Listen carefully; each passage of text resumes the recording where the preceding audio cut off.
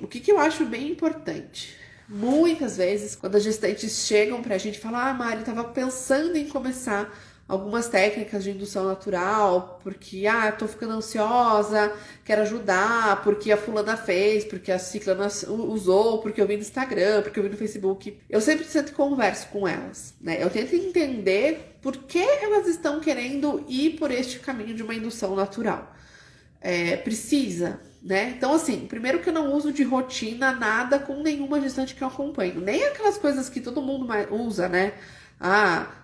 Redução de carboidrato, consumo de tâmaras. Eu não sou a doula que faz esse tipo de recomendação, porque eu acredito muito que o processo de trabalho de parto, que o processo final de gestação, ele vai acontecer da mesma forma, né? Eu acho que elas acabam optando por esse tipo de coisa, muito mais por ansiedade, por pressão, porque elas vivem em algum lugar, do que porque elas realmente precisam.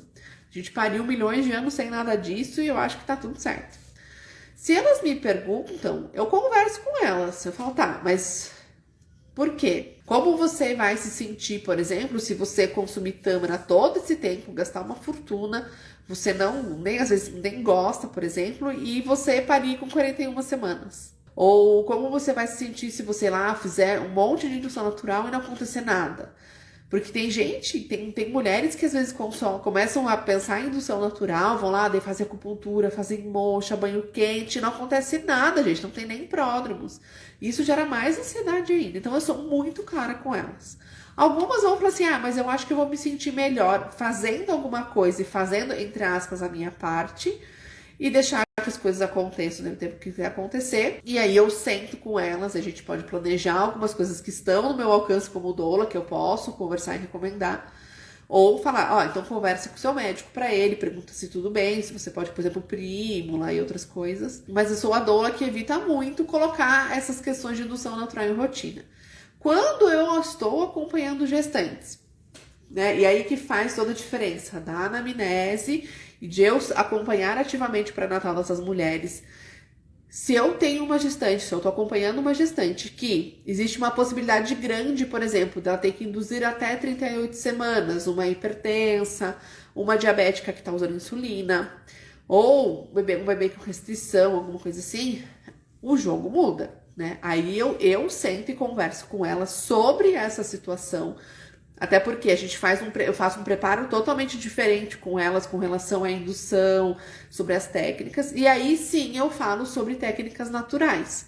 Aí eu converso com elas, falo, você vai precisar induzir até 38. E aí sim a gente faz um planejamento para com 35, 36 começar essas técnicas naturais de indução, muito mais no sentido de que com 38 semanas, se esse bebê ainda não tiver nascido, ela tenha um corpo mais equilibrado, um corpo mais preparado, um colo do útero mais favorável para uma indução hospitalar, para um descolamento de membranas.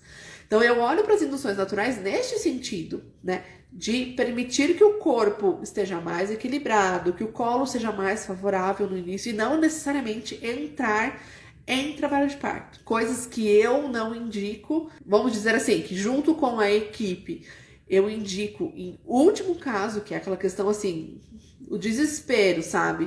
Uma bolsa rota num VBAC que a equipe não topa induzir com balão, por exemplo, é óleo de rícino, mas eu sou super cuidadosa com isso, só com o aval da equipe, nunca vou indicar isso sozinha.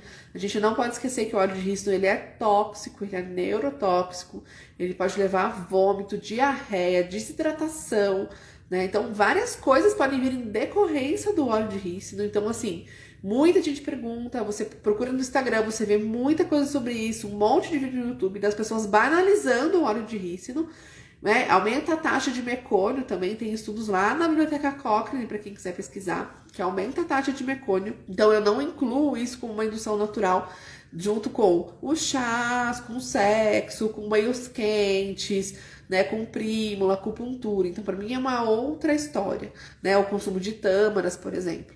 Então, se eu tenho uma gestante que tem uma chance maior de precisar induzir com 38 semanas, eu tenho um perfil.